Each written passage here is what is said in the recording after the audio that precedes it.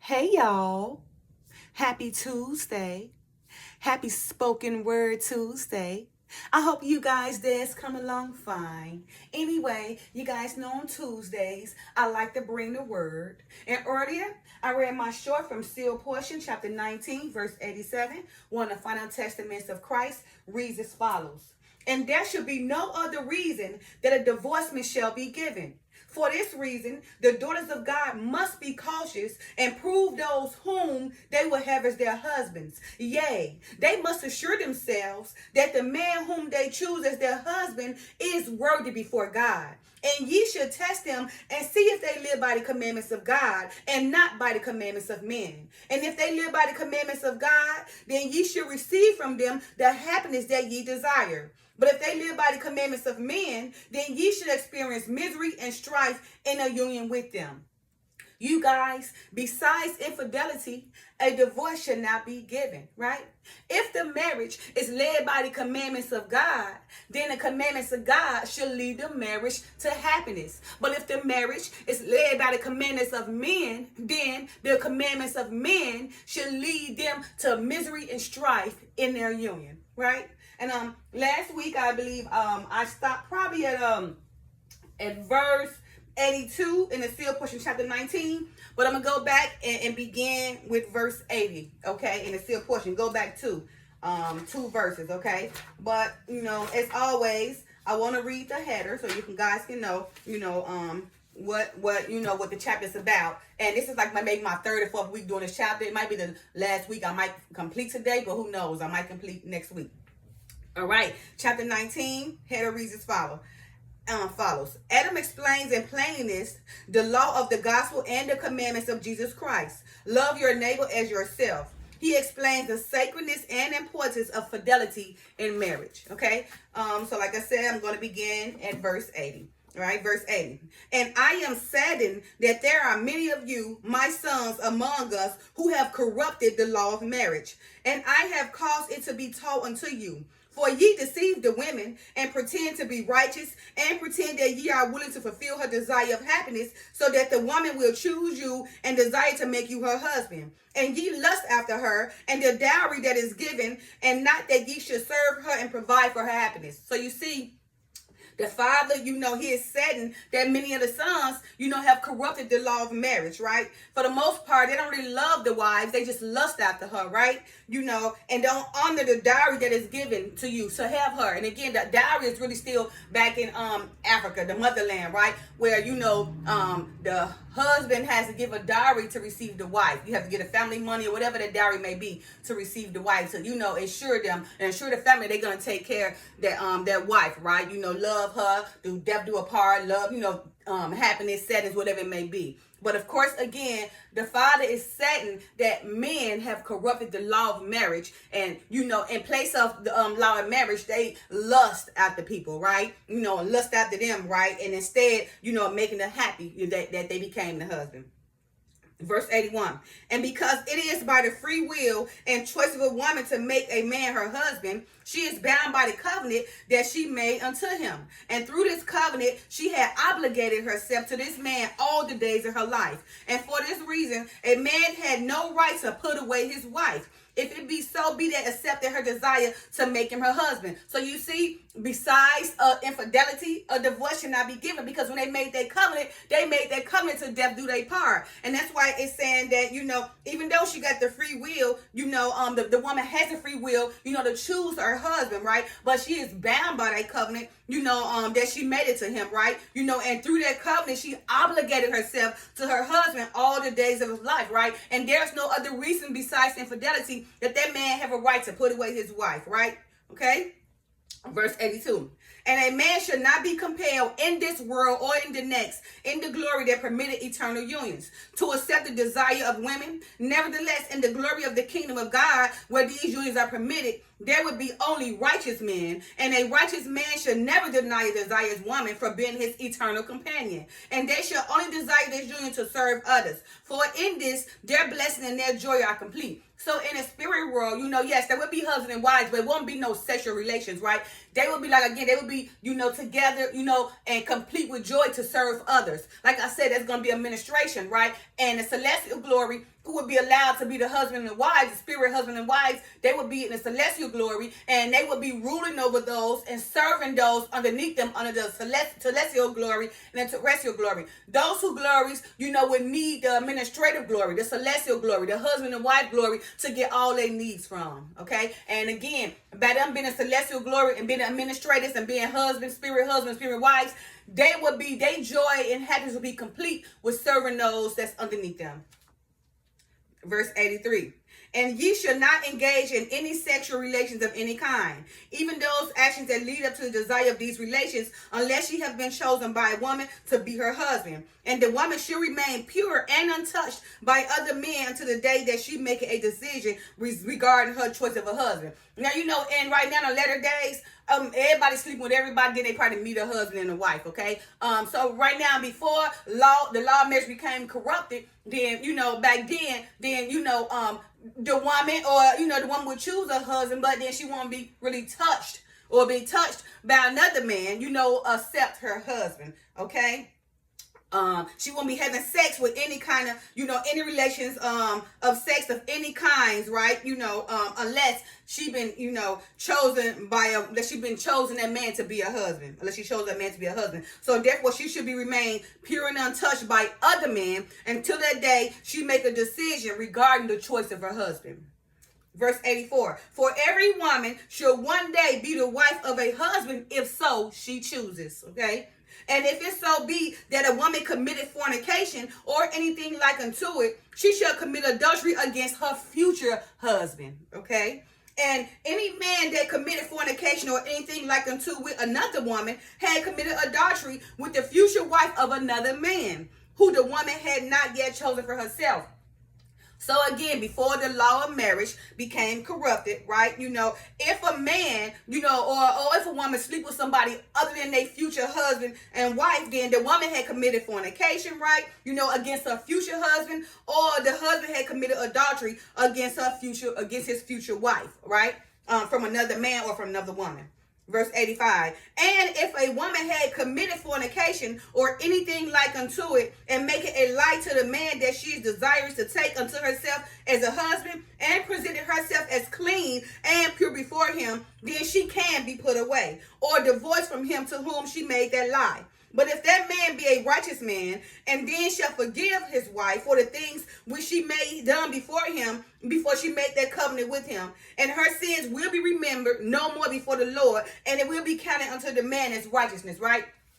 So if a woman get with a man, and she lied, he asks her, have she been with another man? And she lied and be like, no, she's trying to make herself pure and clean. And if he find out, right, yeah, he can divorce her, or give her away. However, if she present, all her mishaps to him, right, and tell him, look, before I got with you, I have been with this man, that man, right? That man, if he forgive her, then it will be righteousness counted against her, right? The same with the man, because, hey, we all make mistakes, growing up. The best experience is life experience. So we got the opportunity to be truthful and tell that person, about our past lives, even that either they going to forgive you and make a covenant with you, or even they're going to give you away because they don't want it in life. But either or, it won't be no sin to the father, right? Now, it'll be righteous to the father if the man forgive the woman, and then it'll be righteous to the father if the man don't want to marry the woman, depending on what she did in her past. And the same thing with the man. She don't have to choose him, because she feel like, he been with this and that person. But for the most part, remember, the woman belongs to the man. So it really falls in the man's hand. If that woman come and lie like she's pure and clean, knowing she been with Tom, Dick, and Harry, then he don't have to marry her. Or if they already married, he can divorce her, because that would be considered infidelity. Now, he can also not divorce her, and it would be kind of righteousness unto him from the Lord. And her sins would no longer be remembered by the Father. He will be forgiven her because she came with the truth instead of a lie. Verse 86. But if he do not desire to have her as a husband, he shall be justified before the Lord in a divorcement. And likewise also shall it be for the woman who had been lied to by the man. So just like I said, right? If he do not desire to have her as a wife, then he should still be justified before the Lord in divorcement, right? And likewise also, shall it be the woman who had been lied back to the man, right? It would be righteousness counted to her or the husband if they decide to divorce the person that lied to them, saying like they was pure and clean and a virgin, or like he had never been with a woman, like she had never been with a man before a marriage. But, even if she come and tell him that she been with another man before her future husband, it still be counted for righteousness if he wants to divorce her. The same likewise also to the man. From the woman, if she want to divorce him, either she could say, yes, I want you to be my husband no matter, you did come and tell me the truth, so I got the right, to have you as my husband or divorce you. And it's like I said, the same game the man, he got the right to have her as his wife or divorce her. Either way, it's gonna be counted to righteousness unto the father, and either way, the woman sins would no longer be remembered, of the father, because remember, besides infidelity, no divorcement should be given. But for infidelity, you can get a divorce, right? That's the reason why he say death do us part. And that's the reason why we have to be careful, in the women, how we choose our husbands. The husband should choose you because they have more lust. You should choose them, right? And also test them and ensure they living by the commandments of the father. Because if they're not living by the commandments of the father, then again, your marriage will be led in strife and misery in your union. And that's why so many divorces take place right now. So many people not happy and miserable in their marriages because they decided to jump in the marriage for maybe the money or a title instead of, getting a marriage, and following the marriage, being led by the commandments of God. So they should receive that happiness. Verse 87. And there should be no other reason which is my short. Verse 87. And there should be no other reason that a divorcement shall be given. For this reason, the daughters of God must be cautious and prove those whom they will have as their husbands. Yea, they must assure themselves that the man whom they choose as their husbands is worthy before God. And ye should test them and see if they live by the commandments of God and not by the commandments of men. And if they live by the commandments of God, then ye shall receive from them the happiness that ye desire. But if they live by the commandments of men, then ye shall experience misery and strife in a union with them. Verse 88. And there is a sure test, my beloved daughters, that will help you that ye should know whether a man followeth the commandments of God or the commandments of men. For behold, it is the natural desire of all men to engage in fornication and anything like unto it, whenever they are allowed to do so by a woman. Therefore, if a man attempted fornication with you or anything like unto it, then ye should know that he disregarded the commandments of God and had followed the instance of his own carnal desires. And if it so be that ye still desire this man, then ye shall experience the strife or which I have spoken, and in the eternal worlds your union shall not exist. So remember, because the only way you're going to be the eternal worlds to be a husband and wife is if you're a righteous man on earth, right? So he's telling you right now, if you're not a righteous man and living by the commandments of God, then you can forget about being a spirit husband or spirit wife in the heavens, in the eternal world, in the next world, right? But again, remember, he's saying, the Father saying, and there is a sure test, my beloved daughters, that will help you know, if that man follow the commandments of God or the commandments of men. Because men have a natural desire, right? All men have a natural desire to engage in fornication, right? And anything like unto it, right? Now, whenever they're allowed so by a woman, okay? So now, if that man attempt fornication with you or anything like that, then you should know that he disregards the commandments of God and he is only following his own instance, right? Of his own current desires, right? And now, it shall be that if you still desire that man, then you should experience strife and misery, of which the Father have already spoken in the eternal world, and you can never ever think about your union being in the spirit world, being in existence. Verse 89. And it shall be that there are very few men who are righteous and are willing to obey the commandments of God in all things. And ye should realize that it so be that you depend, and ye should realize that if it so be that you depend on the righteousness of men to give you children, then ye will be barren and childless all the days of your life. Again, let me read that. And it shall be that there are very few men who are righteous and are willing to obey the commandment of God in all things.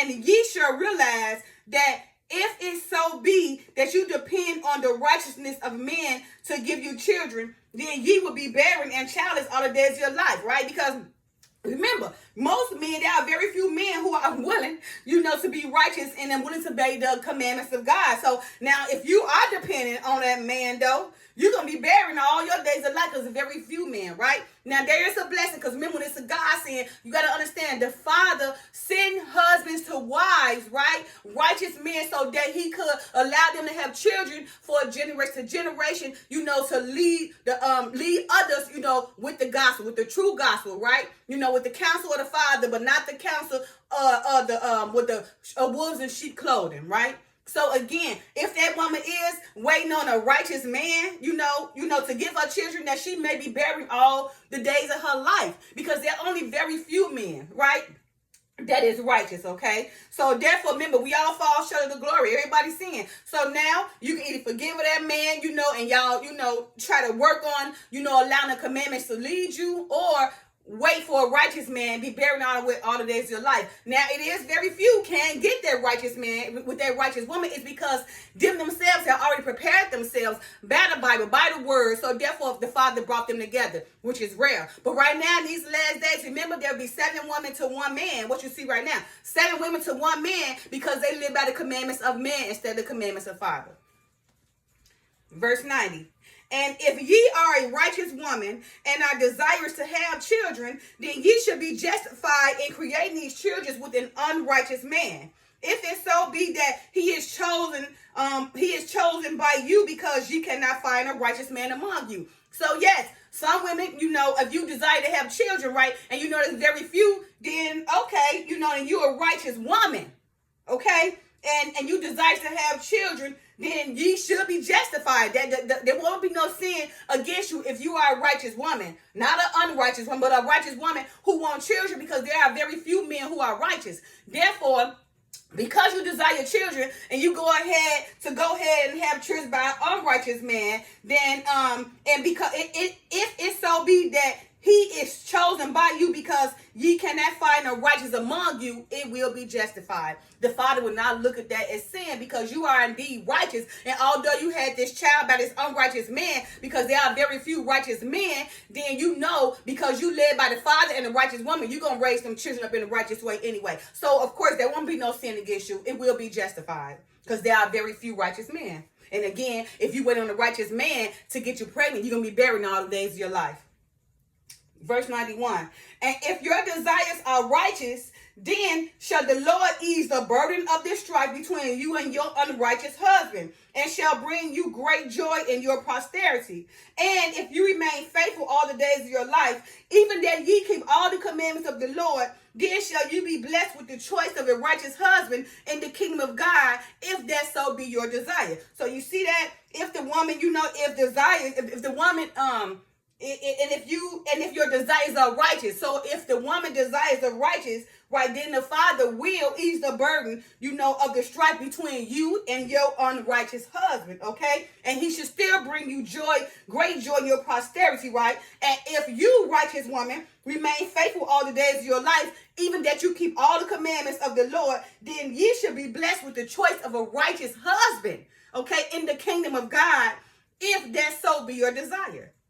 But again, in the kingdom of God and eternal life, you will not be able to create children. Your joy and happiness will come from serving others.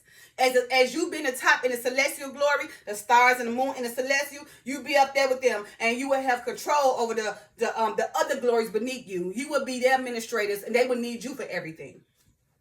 Verse 92, but if your husband is unrighteous and obeyeth not the commandments of the Lord in all things, then are ye justified in a divorcement from him. But in all these things, ye should judge only according to the commandments of God, and not according to the commandments of men. Beware that ye are not deceived by men who put themselves up above you and give you commandments that are not of God. So you see so many men who want to control their wives, but in an unrighteous way. Right? Now, of course, the man is the head over you. God is over Christ, Christ over the man, and the man is over the wife, and the wife is over the children, right? So, of course, we know we're supposed to obey our husband, right? But if he led by the Father, then we're going to be submissive and obey him all anyway, right? However, if he try to control you, from the commandments of man, then that's only going to lead to strife and misery, because that man is unrighteous and not being led by the commandments of the Father. So again, but if your husband is unrighteous and obeyeth not the commandments of the Lord in all things, then are ye justified in a divorcement from him. Okay? So again, remember, besides the divorcement, besides infidelity, a divorce should not be given. However, you can be justified in certain things if that man is not following the commandments of the Father, okay? But to death do us part is the covenant really is strong. But again, but if your husband is unrighteous and obey not the commandments of the Lord in all things, then ye are justified in divorcement from him, okay? But in all these things, ye should judge only, because it got to be according to the commandments of God, according to the commandments of God, and not according to the commandments of men. Okay, now you want to divorce him, don't go divorce him, because what, he done spent up all your money, or what, because he done probably slapped you down, because that's who you chose, right? Now, and the commandments don't say that. The commandment says infidelity, right? And if that man is unrighteous and not following the commandments of God, and you only can divorce him according to the commandments of God, not the commandments of man, not you leaning on your own understanding, okay? Beware that ye are not deceived by men who put themselves up above you and give you commandments that are not of God, okay? Verse 93, let no man deceive you and say unto you that the Lord had commanded him to take another wife unto himself. You see that? And so many men, I'll go get this wife and go get that wife. But it's not even up to the man first and foremost of the law of marriage back then. Yes, it was when they was having other wives, it's to build a nation, right? So we can multiply and everything, right? So Israel and Jerusalem multiply. And that was in the beginning, when there was very few people on earth. Of course, the Father allowed them to marry other women, but it was to build a nation, okay? These days, they getting all these wives for lust. They can't even afford the wives. They ain't got no job. Most of them are having the wives taking care of them because the wives are silly, laden with sin, desperate for somebody being in their life. So they taking care of the man and being a leader and provider over the man, which of course they're not happy, which of course misery and strife is in their marriage. Instead of, getting a husband who they choose to be led by the commandments of the Father, to be righteous so they can lead and protect them.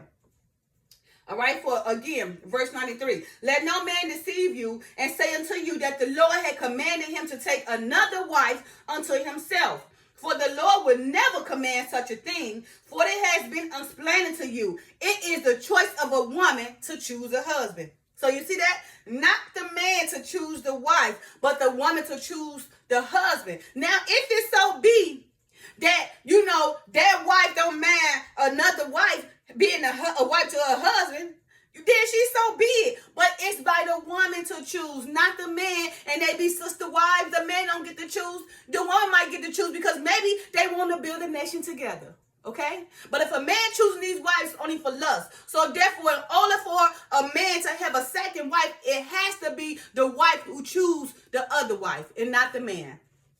Okay, again, for the Lord would never command such a thing, right? For as it has been explained to you, it is the choice of a woman to choose a husband. And if a woman cometh unto you and desire to take your husband also as her own husband, right? Then ye shall have the decision to take her up unto you yourself as a sister wife to your husband, right? But if ye do this thing to your sister, then ye must know that she shall be equal to you in the eyes of your husband. So you see, explain right there. It is not up to the man to choose 3 or 4 wives. It is up to the woman to allow that woman to be a sister wife so they could build a nation and generation, but in righteousness, following the commandments of the Father, right? And if that woman decides that she wants a sister wife, then that sister wife got to be equal in everything that she is equal to.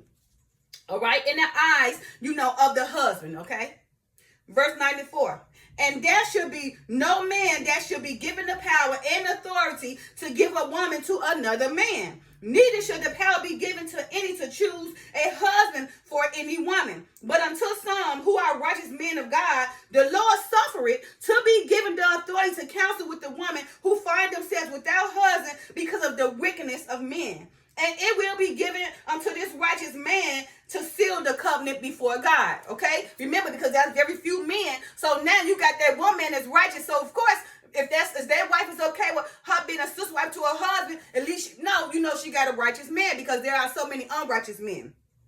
So again, let me read that. And there should be no man that should be given the power and authority to give a woman to another man. So you got all these freaky dick things going on where the man is allowing their wife to go sleep with all them. No. That is crazy. That's being led by the commandments of man, and that's why their marriage experience strife and misery, right? And it said, neither shall the power be given to any to choose a husband for any woman, right? No. The woman choose her husband, not the other way around. Because if that woman, she would know, and when she chose to choose this one husband, if she tests him to see if he following the commandments of God, then the marriage should be led in happiness. But if she, an unrighteous woman and go choose an unrighteous man, then of course, their union will experience strife and misery. So again, but unto some who are righteous men of God, the Lord suffered to be given the authority to counsel with the woman who find themselves without husbands because of the weakness of men. Okay, now this saying that because of so many unrighteous men, and right, if they are a righteous man unto God, then the Lord will suffer that married man to give counsel, unto a righteous woman,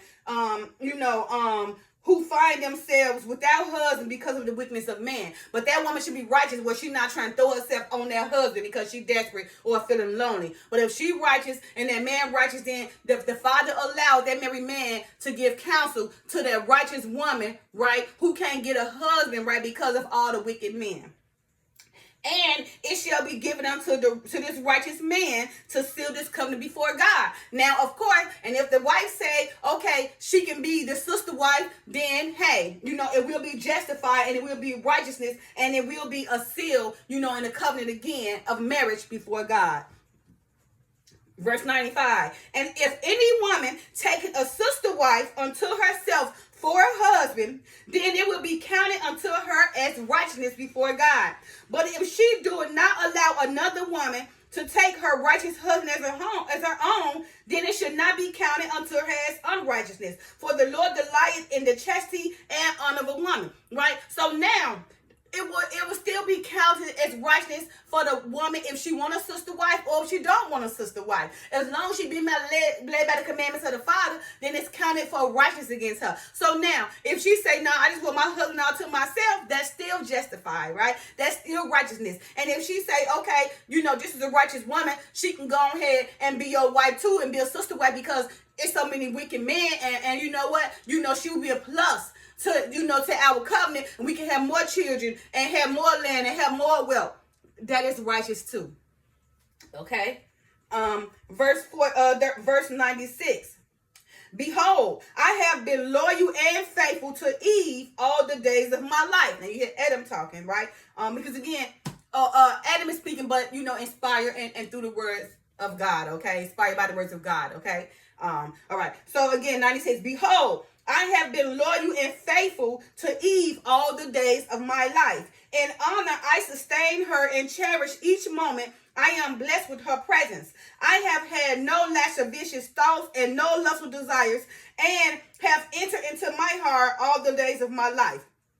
Let me read that again. Behold, I have been loyal and faithful to Eve all the days of my life.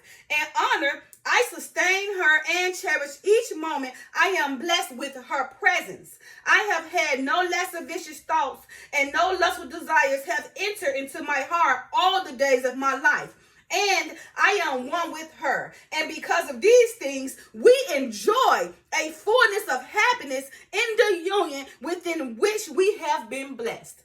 So you see, the mystery is choosing your husband, choosing, led by the commandments of God, okay? Choosing that husband, right? And testing that husband, okay? Now, and, and if that husband, because he's a righteous man or he's been led by the commandments of the Father, it's a different thing if that woman wants children, right? And if she's a righteous woman and she desires to have children, then she can go ahead and have children by an unrighteous man. But if she try to wait on a righteous man, she'll be buried all the days of her life. Now, it is possible that the Father will send, again, a righteous man and a righteous woman together, but they have prepared themselves, right? They have took the time, and allowed themselves to be led by the commandments of the Father. So therefore, they was blessed and the Father brought them together, just like Adam and Eve, okay? Now, And remember, Adam had been loyal and faithful to Eve all the days of his life, right? And in he sustained and he cherished each moment. He was blessed in her presence, right? He didn't have any lascivious thoughts. He had no lustful desires, and he had not lustful desire, and no lustful desire had entered into his heart all the days of his life while he was with Eve, right? He became one with Eve, right? And because of those things, because he was led by the commandments of God, you guys, then they enjoyed the fullness of happiness in the union within which they had been blessed by the Father. Because why? They allowed the commandments of God to lead them and not the commandments of men. In the final verse, verse 97, and now I say unto you, if ye should love your spouses as we have loved one another, then ye also shall have this joy, which joy causes the happiness that we share. And because of this happiness, the Lord had established this union of man and woman, and had given unto us the commandments pertaining to this union that shall be maintained in righteousness. And because of righteousness, this union shall exist in the kingdom of the Father forever. And so you hear him say, and now Adam is saying unto you, right?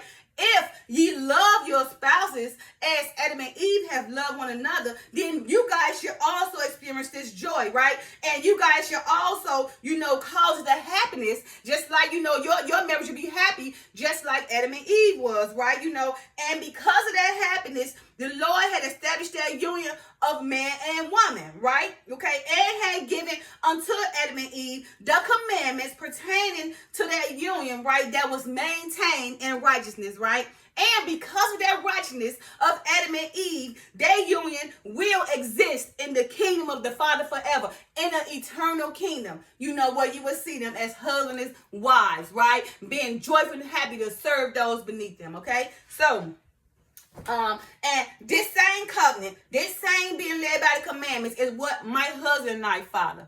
I told y'all he's a God-fearing man. Okay, so and that's why I don't worry about him cheating on me, and now he don't worry about me cheating on him.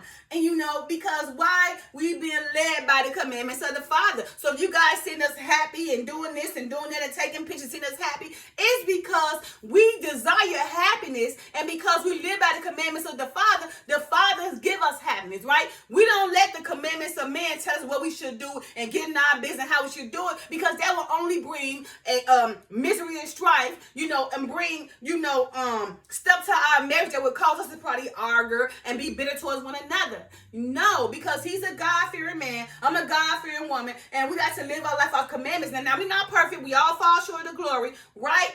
But the commandment says certain things. So if we follow the commandments, we can't do nothing but experience happiness. If we follow the commandments of men, then we should do nothing but experience misery and strife. And we dare not to follow the commandments of men or allow men or women to get in our relationship to dampen our happiness. Instead, we want the Father to continue to guide us so that we may experience happiness all the days of our lives and be husband and wives in the eternal world, in the kingdom, in the spirit world forever.